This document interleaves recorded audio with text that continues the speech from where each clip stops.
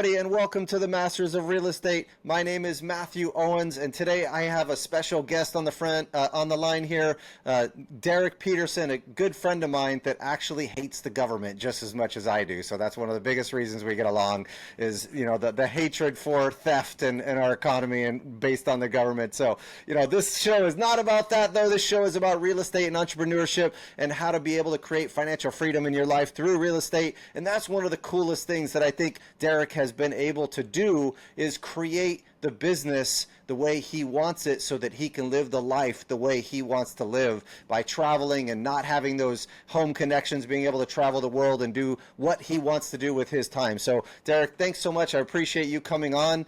Can you give a little bit of a background on, how you started in this space and, maybe your historic background before even starting in the real estate and the marketing space, man? Yeah, first of all, Owens, thank you so much, brother, for having me on the show. Super pumped about it. Always great to jab with someone who hates the government as much as I do. So thank you. Exactly. Right, so that said, so where do I start? So I'll go back a little bit. I'll go back about 5 years, kind of show you how I got into this industry. So I, like most folks, wasted my time, went to college for 4 years, got a degree in marketing management, but I didn't realize at that time that marketing is actually something that I wanted to do. When I was in college, it was back in '98 when I graduated, I think my classes in my senior year were learning PowerPoint, right? And now, my daughter, when she was in kindergarten, was learning that, just to give you an idea how much that landscape has changed. So I went through, the corporate world, kind of ran up the corporate ladder in a variety of different sales positions, and then I got to a point in an OR medical device space. I was in OR medical device space for about 10 years. I was like, you know what? I think I want to do this on my own. I want to exit the matrix, and I kind of want to go and start my own business. This is my first toes being dipped in, and I started a medical distribution business. And learned a lot as an entrepreneur, like we often do when we first start in our first few businesses, around scaling, about choosing the right business partners. And I started another business, and I exited with some business partners. It just wasn't working out, so I took those lessons and started another medical distribution business. Stayed that for about 6-7 years, and I got to this point in my life where I was getting remarried, and I'm sure people listening can resonate with this, where they're like, you know what? I'm kind of sick of doing things to just like make money. Like I want to get a little fulfillment for what I'm doing in my career. I want to do things that I want to do, not because I'm doing it because I'm exchanging time for money. Yeah, it gets to be a drag over a period of time of just the monotonous stuff. They're just like, I'm tired of this. Yeah. Yeah, I'm doing this to make money. I'm not doing this because I actually want to do this, right? So I said, you know what? I'm going to start 2 new businesses. I realized that as an entrepreneur, the thing that I loved the most was actually the marketing aspect of the business, and I felt that's where my strengths lied. And I also, with my new bride. It was back in 2017. I was like, we love to travel. Absolutely love to travel. We realized this. So I said, let's start a travel agency and let's start a marketing business so we can travel the world one day, full time, which I'll get to that point in a second, and we can run our businesses from anywhere. So we did that. Started a firm. It was me and her. So we had 2 employees. Now we have 20. Nice. And we've grown substantially over the years and scaled our business into the industry of real estate. So at the time, back in 2017, we had this crazy idea of going on this around the world 2-month honeymoon. So we left, did this around the world honeymoon, and we came back. COVID, that joke hit us in the face, and everything was locked down. And that actually poured gasoline on the marketing business. It completely throttled the travel industry, obviously, right? But when it came to the marketing business, all these companies needed to digitize. And one industry that wasn't really heavily affected was this sort of real estate and capital raising space. People were still out there slinging deals. That business was growing. And my first few clients, just by happenstance, were in that industry. So as we started to build brands, it got attention from other people in the space, and it continued to snowball. And over the course of the next 4 or 5 years, we've grown our agency, niche down to be monomaniacally focused on building brands for real estate capital raisers, fund managers, sponsors, and operators. We've built to date a little over 350 brands in that space. We're one of the largest marketing firms for just that space. I've spoken on stage with you actually, at major events, tons of podcasts like this, and it's become just what we do. And it's been such an incredible journey but through that journey, I was not in this space, right? I was just a regular limited partner that was investing in real estate syndications. Right. But after I started working with a couple guys, like you and what you were doing, I was like, you know what? I was like, I kind of want to get into this space. So back in 2020, I reached out to a guy that I was doing some marketing for. I was like, how do I get into this space? How do we start raising capital? How do I become an operator? I had no idea, right? I was just doing the marketing. And someone said, hey, you got a knackering for doing marketing. Just try to tether with somebody or connect with somebody, because every one of these capital raising companies needs a marketer. And one day someone's going to ask you to be able to be a partner with them, and you bring the marketing value. So I remember walking down the beach with my wife at the time. It's a huge value. Huge value, right? We were in Siesta Key, Florida, and I was like, hey, someone give me this idea. I was like, I think it's a pretty good idea.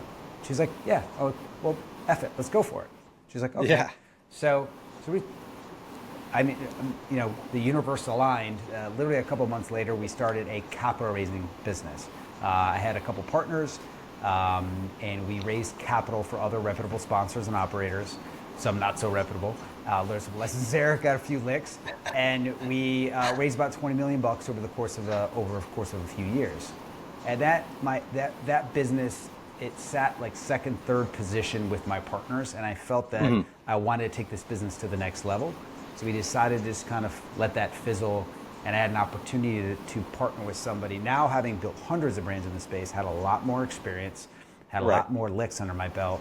And Matt, like every day I would have that same conversation with people. People would ask me like, hey, do you want to be a partner? Do you want to be a partner? I had the rare opportunity to look under the hood of a lot of folks that are, do what you do.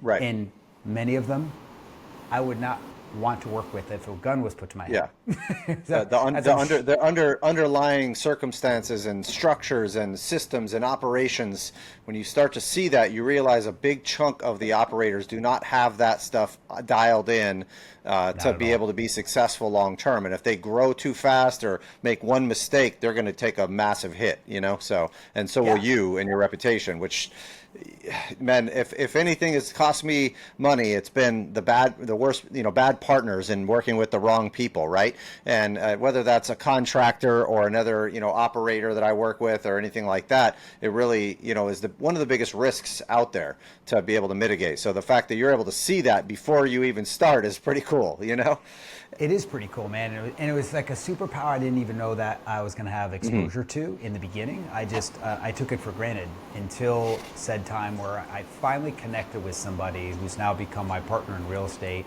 We started a company called 10Y, and we went out there, and over the course of the last couple of years, we've raised north of $60 million for our multiple funds. Yeah.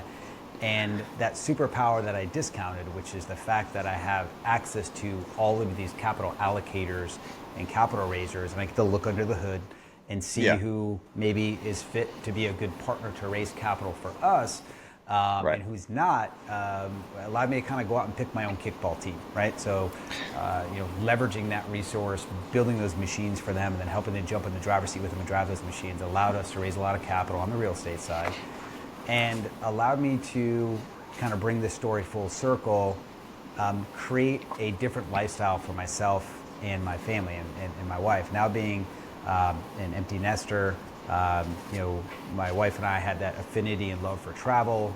Post-COVID, a lot of people have travel revenge, right? Where they're just going out and they're just doing as much travel as possible. And you got a bunch of travel coming up, and that industry has exploded. So we decided to take our show completely on the road, and just about 6 weeks ago, Matt, we sold.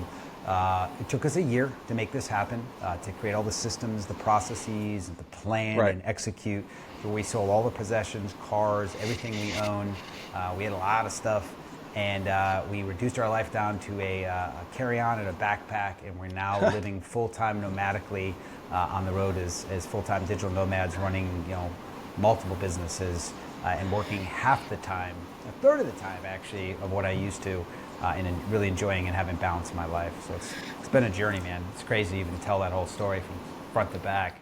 It's really interesting because it isn't the marketing company. I mean, part of it is the the systems, the actual businesses that you're actually running, and the partners that you have to help do a lot of this aspect of this workload.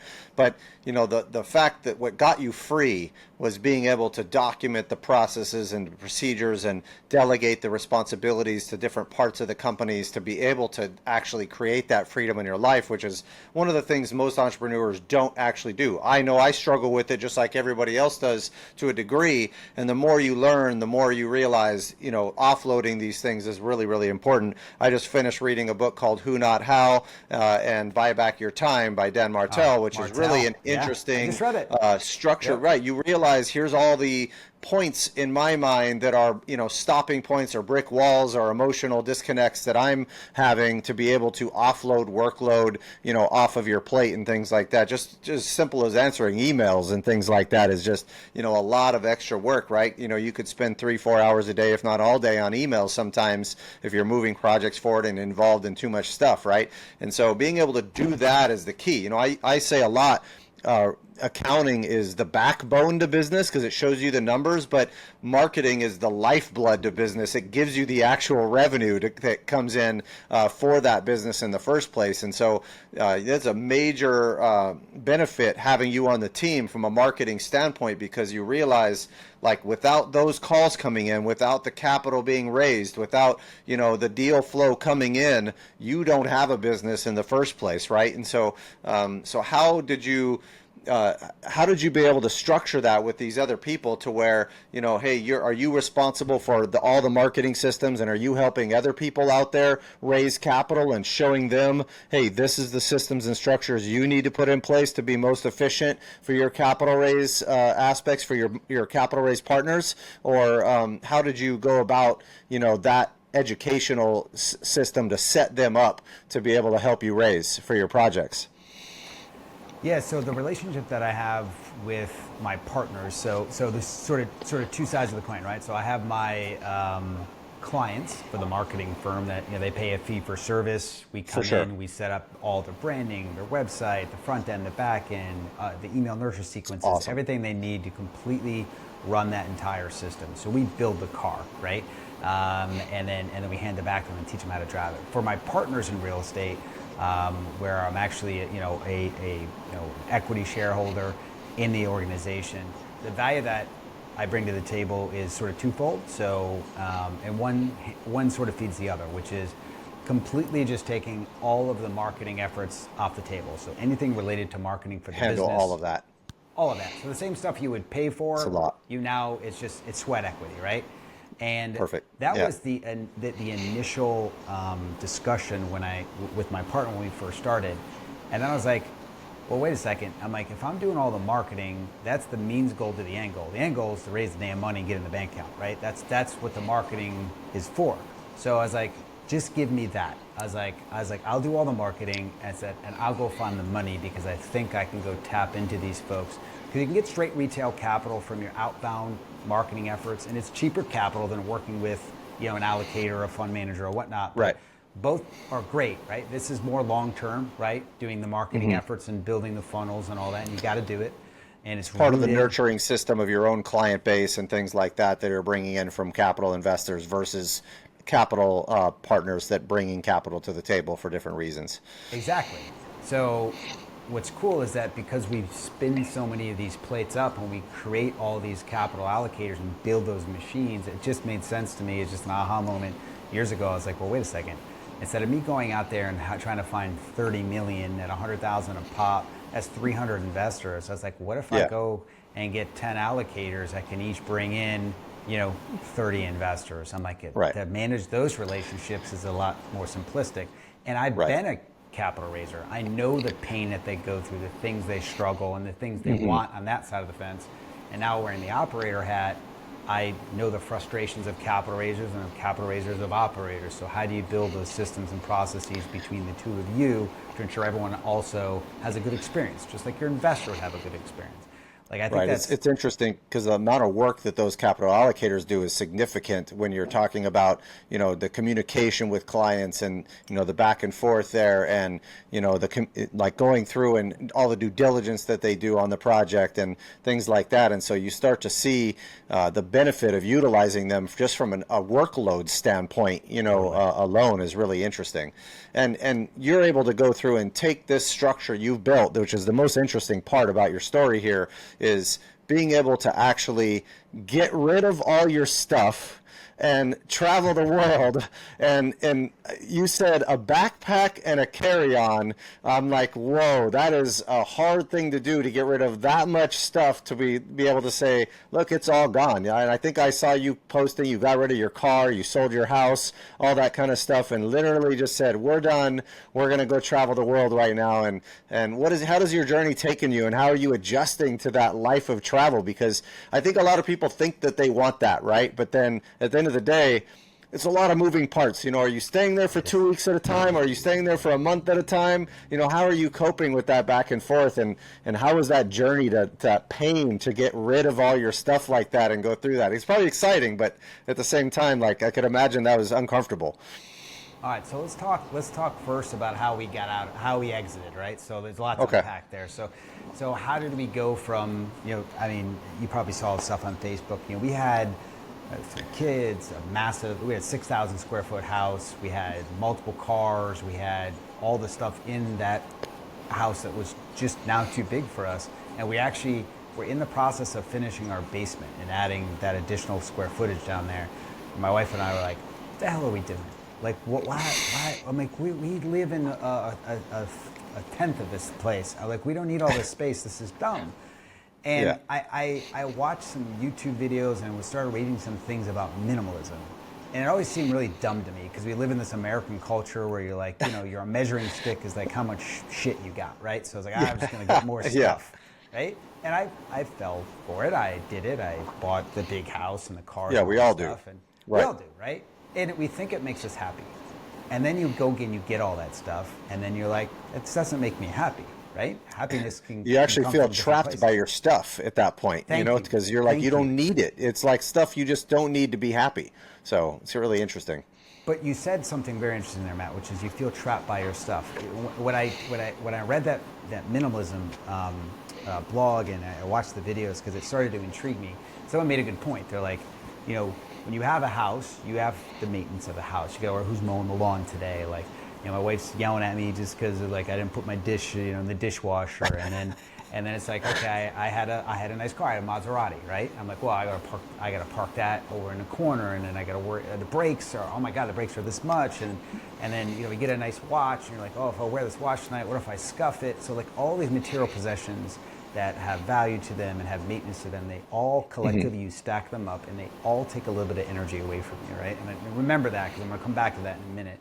And it all takes energy from you. So I was like, what would that feel like, right? Because this life is just a journey, right? It's an experience. I'm like, what would it feel like just get rid of all that crap? I'm like, I feel, based on what these videos are telling me, that I will feel more free and I'll have more space and capacity to be able to do things at a higher level. It didn't make sense to me, but then it kind of did. I was like, hey, just like the walk in the basement, I'm like, let's just go do that. And she's like, okay. So she usually just says, okay, whatever, Derek. Because I'll be persistent and I'll bug the crap out of her until she agrees. So, and she's sitting right there, so she just nodded her head. Nice. And so I was like, I talk trash to my wife as well while I'm on video, so. she puts up a lot with me, but I couldn't do it without her. So we got rid of everything. And to answer the question, what was that like?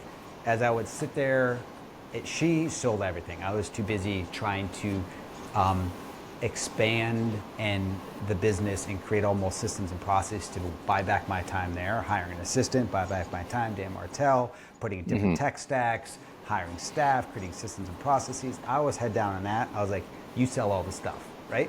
So I'd literally be in my office, I'd see a couch go out the door and be like, and I would feel nothing. I was like, oh, I like that couch, but I really don't care, right? And more and more stuff would go out. And I would literally walk in to sit down, I'd be like, where'd the TV go? Sold it. I was like, shit. So just stuff started disappearing. And literally at the end, Our mattress for our bedroom was in our basement. We had one TV left on the wall. Surround sound system was gone. And we had a couple expandable lawn chairs. You'd go to your kid's soccer game. Was like out. You're living boiler room style at that point, with nothing in the college. house. And Yeah, yeah, it was like college. It was like 3 beers and like a cottage cheese in the fridge. That was it. Nice. So That's awesome. So as you can imagine, along this journey, there was small little leaps and hurdles and curveballs that were thrown at you with selling your house and your car and all these little knick-knacky things. And I was like up to here, like our stress level was high. We knew it would be high going into it, but I was like, if it's not high, we're not doing it right. I'm like, so when I would feel that stress and that pain and that anxiety, I'm like, hey, this is right where we need to be right now. And like, I promise you the grass will be greener on the other side. That's what I kept telling myself as we were going through it. So now fast forward to, okay, we get rid of everything. We come over here. Now we have to settle into a new lifestyle. And that new lifestyle is inconsistency. So we wanted inconsistency because it's exciting, creates curiosity, but you also need consistency within your inconsistency. So how do you create that? So we've moved about every 2 weeks. Some places will stay for a week, some places will stay for a month. Call it on average about 2 weeks. And we're not sure where that sweet spot is. But we found over the last 6 to 7 weeks a way to create anchors of stability and consistency in our life while still maintaining the inconsistency of walking out into a new city and be like, oh, what the heck is that over there? Let's go look at it, right? What's that? Yeah. It's that part's exciting. That's what we want, new foods and new people. And I will tell you, being on the other side of it, and it's not for everybody, right? Some people are homebodies, they want the consistency, but I felt I was dying that. I was working 12 hours a day, then Netflix and chill, get up and do it again. And I was doing it and, bragging to my buddies how hard I worked that day. And then I was like, this is dumb. One day I'm going to die and none of this stuff matters anymore. None of this stuff matters. What matters is the experiences. So now over here, all the work that went into creating those systems and processes, we could talk about that for hours. All of the stuff that I detached myself from, imagine that collectively bundled up and thrown at me. It's all gone off your plate. All off my plate. So now when I go to do deep work, right, I work Monday through Wednesday. I have maker and manager time. You may be familiar with this concept, but maker time is creative time. It's like deep thought time where you're thinking on big, deep projects. That's every morning, Monday, Tuesday, and Wednesday. Manager time is just back-to-back calls. Like you're in that right now. That's Monday through Wednesday afternoon, right? Thursday and Friday, my calendar is completely clear. So every morning, it's clear, and then all the afternoons of Thursday and Friday, it's clear. You look at my calendar and be like, this guy does nothing. But I get more done now because of that setup and that arrangement, and I'm detached from all the other BS.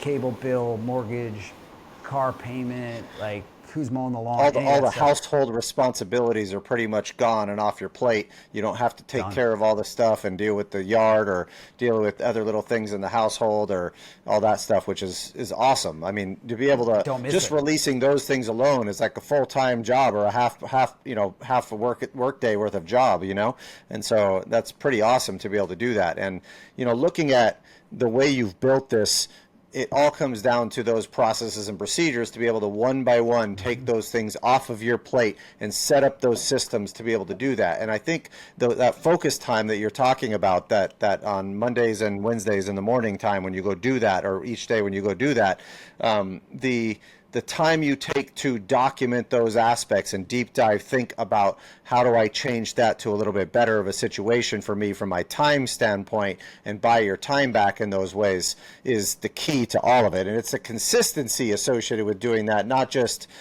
trying it a few times and then, not having it happen. You have to be on it every single day to make sure that's continuing to move forward until one by one, piece by piece, those things are off of your plate so that you're not working those 12-hour days, because everybody will fill their time with 12 hours. And most entrepreneurs have this issue where they focus and they think, okay, work hard, take action right now. And that's your alligator brain telling you to, hey, you got to fight this stress by taking action right now. And you're just not thinking, and you're immediately taking action. And instead of taking that step back and saying, who can do this, not how the heck do I do it right now when I have a million other things on my plate. How do you go through and have the right person step in for that job, and how do you show them what your actual needs are in depth by doing recordings, by documenting the process, doing the definition of what done means on those things. These are all the things that I've learned in different coaching sessions that I've had over years, and I'm still learning them to this day and still trying to get better at it as well, but and also shifting our business to be more free in that way so that we don't have to be doing this. I'm not flipping houses anymore. I'm not doing direct lending as much anymore, and just actually buying debt and restructuring that way and working with other outside operators just like you are doing, because of the freedom it can create and the lifestyle it can create. So I think a lot of entrepreneurs need to not only put the right systems in place, but also be able to go through and create the right businesses and the right business types to be able to do that more effectively. Like if I'm still flipping 10 houses a month like I was doing, that's a really hard business to actually get set up to where 100% of that workload is going to outside other people, because there's so many moving parts and so many problems. It can be done, it's just more of a difficult business to do that with, right? Because you have major marketing systems that need to be done, and more major distribution systems, major renovation projects to manage. Like all of it combined becomes so many moving parts that you need a massive team to be able to handle that, so that workload and those problems don't come and fall on you. Versus if you have outside operators in place and then asset managers helping you manage them, it's a much easier structure to be able to put in place, instead of you being the one that's the direct operator doing all that workload involved, which is worth every penny those operators make, as well. Oh, yeah. Trust me, after years of operations, you realize that's a very, very hard part of this. The money is one thing and the raising capital, but the operations piece, it's painful and hurts in the meantime, so as you learn it. Oh yeah. Oh yeah, man. You did the nail on the head, bro. And it took me a while to realize this, in terms of automate, delegate, eliminate. And you start to take those three words and you thread them into the fiber of everything you do as a leader of an organization. You find out ways to automate something, delegate to somebody else with an EA, and we can get into each one of those, or you eliminate it just because it's not serving you, it serves no purpose, just get rid of it. And everything you do throughout the day, like you said, you take extra time in that moment to be able to work through it, versus the traditional entrepreneur mindset, which is, hey, you know what, I'll do it, I want it done my way, I'll just do it. Right? Rather than taking the time to teach somebody else how to do it or create an SOP to do it, I'll just do it. And you're going to be doing it. You're always going to be doing it, right? You're never going to be able to free yourself from it. One of the biggest pieces, I think, to this, like you're saying, as far as the delegation goes and the processes, is that operator that you are now working with as well in this space, and you partnered with. When you were looking for that operator, what were some of the key things that you were looking for with regard to that operation side or the performance side that you felt were really, really important? Because a lot of investors that we work with and a lot of people listening are investors and want to understand, how do they pick the right operator? How do they know that that's the right team member? Because as you know, like we were talking about earlier, that's probably one of the biggest downfalls, is picking the wrong person to work with. And so what are the things you did before you picked that operator that made you comfortable with that operator? Yes, I think it's really a great question. I think it's important for a couple things. When I chose the operator that I was going to partner with, I wanted somebody that had a proven track record, right? Somebody that had demonstrated ability to be able to successfully not only have success in real estate, as my partner did personally. Like he had done a lot of, he had 9 exits, which is a lot. I mean, most awesome. Operators don't have that experience, right? Right. And it's a lot of exits. He did that on the side, right? When he actually created a tech company called Peel Technologies, and so he scaled large tech. 9 exits on the side while he's working full time. That's not an easy task. Not an easy task. When I saw that, I was like, okay, that's impressive, right? Right. But what's amazing is this dude doesn't have to work, right? And that was one of the things that scared me a little bit, honestly, is that he does not have to work, and right. And so my concern was like, oh, if we go into partnership with you, we go build this thing, and what's to stop you from just one day being like, F it, I don't need this anymore. I'm cool. Let's go sit on the beach, right? And it took time to get to know him and to get to know his personality and what made him tick. And I don't think it's going to be difficult, I think, for your typical limited partner to understand that. But getting to know that individual and what makes them tick is probably something that most people don't say when they say go look how to evaluate an operator. Obviously, you look at track record, you look at their staff, you look at their operations and all those things. But like, what gets them up in the morning, right? Mm-hmm. What fuels their fire? What keeps them going? What's their character like and their decision-making ability and what's driving them, right? What's their passion and their why? Mm-hmm. Because I needed to understand from him, like, why are you doing this, right? Mm-hmm. And once I understood how he ticked and I had all the confidence in the world in investing my time, my greatest asset, and everyone's greatest asset into it. For a limited partner, still having those conversations and getting to know that individual at that level, I think is important. It's very important, I think, to look at the business structure, the systems and the processes that they put in place, because that is the backbone of the business. Right. But ultimately, it's a human being, right, that ticks one way or another, that is in the driver's seat of that machine, right? So you can have the greatest until AI comes, we'll see what happens. But yeah, I know what you mean. Yeah, exactly. Until was it Skynet takes over? Yeah, exactly. And the Terminator's on its way. Shows up. Yeah, he's on his way. I hope I live to see that. Like, if we're gonna, let's be honest, if we're gonna have some sort of alien thing going down, or we're gonna have some form of a like an AI, like robot takeover. Like I hope I see it in my lifetime, so I at least got a front row seat. I don't know what your thoughts are on that, but what's crazy is, from one standpoint, I really want one of those house robots, but I keep looking at the Will Smith movie, the iRobot thing, and I'm like, dude, they're just gonna kill us later. So I don't know if I want that, But at the same time, I'm going, man, if I never have to do all this stuff again, then that's great. Like, that sounds awesome. I'm going to buy me one of those. But I'm going to have to program it myself so that way I know it's not smart enough to do anything else, so. Yeah. I want a retro one. If I was going to robot, I want like a C-3PO, like an R2-D2 kind of Star Wars vibe. I'm sure they'll make that. You know what I mean? There you go. Bring it back to the childhood days. So just make it look like Arnold and give Arnold some royalties. We're good to go, So yeah, or a Terminator, like with the red eyes. That would be pretty dope too. Yeah, sign me up for that one as well. So that's those awesome. And that's an interesting thing, is that that with AI coming, it helps operators like the one you're working with to be able to automate a lot of these processes, reduce costs, find new ways of doing business, to streamline technology and reporting to investors and that type of stuff. And someone that already has their processes and procedures in place can look at those things and say, hey, that spot right there, we never need to do that again. AI can do that for us, or someone else can do that for us at a reduced cost. All those other aspects are really, really key, right? So but I'm excited about AI coming up and what's happening with it. At the same time, utilizing it is going to be imperative to all business owners' future to survive. It has to be, and you bring up a good point right there, which is like, how is your operator that you're looking to potentially invest with, how are they leveraging AI? And what I think that shows is their ability to innovate and to adapt to a changing market, right? Because otherwise you become like, the old boss that was putting out emails because like, this email thing's going to go away, it's a fad. I had a boss like that, right?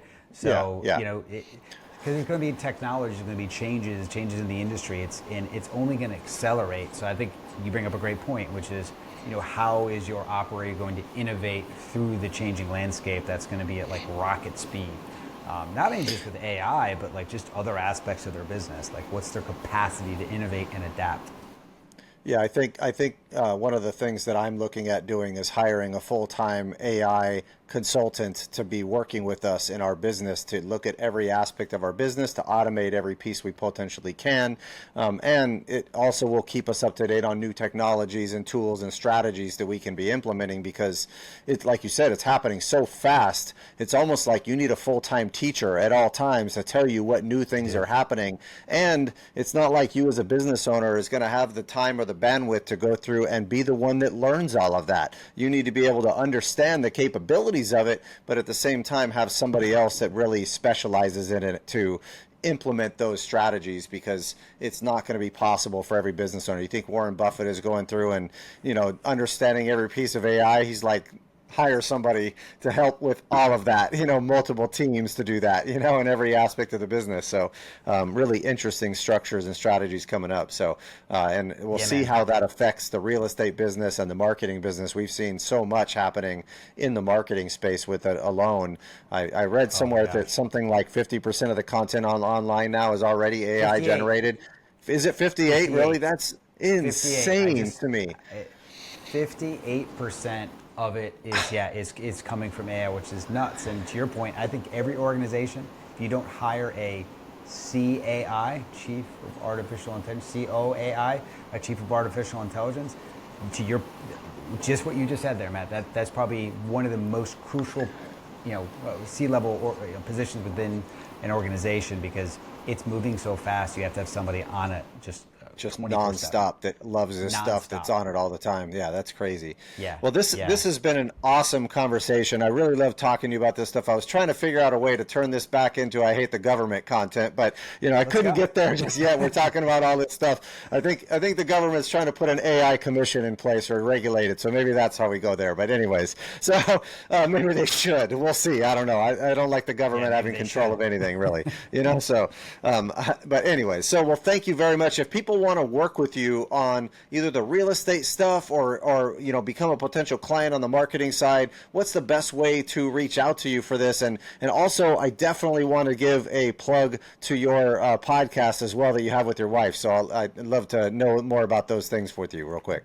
Yeah, absolutely. So it's funny. I have so many different things that I'm involved in between the travel and the real estate and the marketing that I had to session everything into one centralized location. So I've got a personal brand website. If you just go to derekpeterson.life, so it's just DEREKPETERSON .life, you'll see and have access to the marketing firm, real estate, also our travel agency business, and plenty of ways to get in contact with me. All the social media links are on there. So that's probably the best place to go to be able to find all things, including sort of, and I'm wearing, if you're watching, we have this brand rolling out, to Maddie's point.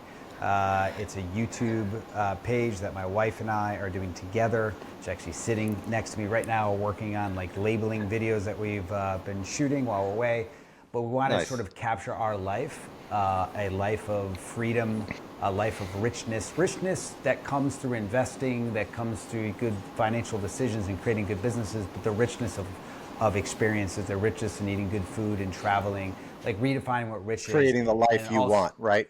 creating the life you want, and then homeless. That really, well, we are homeless technically, so that's why we went with rich and homeless. It probably offend a few people, probably some woke folks. So if it does, we don't really care. It's okay. That's part of life is offending people. So nobody gets special Man, treatment you on and the I show. have no issue with this whatsoever. So I quite like offending people, so yeah, it's actually good for marketing too. So, anyways, it is. It is but exactly. so well, thank you so much, man. I really appreciate it, and I may have to add, one more number to my 200-point due diligence checklist and make it 201, which is finding out the reason why operators are doing the things they're doing and then what makes them tick from a underlying standpoint, and what's their true intent as far as business goes. So so thanks for that extra tidbit. That's awesome. If anybody wants that due diligence checklist, they can download it from my website at MathewOwens.com with one T in Matthew. I say my parents couldn't spell, so that's why there's only one T in Matthew. So but anyway, so thank you very much, Derek. Really appreciate you being on the show today, and look forward to talking more trash about the government with you offline. So talk to you soon, man. Sounds good. All right, thanks, Patty. Do you want to learn how to create financial freedom in your life through real estate and take your investing business to the next level? If so, you can follow us in one of the following ways. First, you can take one of our free webinars on how to analyze property, how to raise capital for real estate, and how to market and find deals. Three of the key pillars to becoming a successful real estate investor. Number two, you can join us on our mailing list where you'll get tips and tricks on real estate investing directly to your inbox. And number three, you can take our 6-month real estate course that teaches you every aspect of real estate investing you can think of, and more importantly, create financial freedom in your life through real estate investing strategies that I teach. If you want a master's in real estate in 6 months, this course is for you. We're going to go over how to raise money, promissory notes, syndications, fixing and flipping, buy and hold investing, tax and legal structures, self-directed retirement accounts, financial education, how to run a business, how to market and find your deals, and most importantly, how to create that financial freedom in your life so that you can stop trading your time for money and create passive real estate cash flow that you can live off of. If you're interested, go ahead and click on one of the links below, and I look forward to seeing you guys on the other side.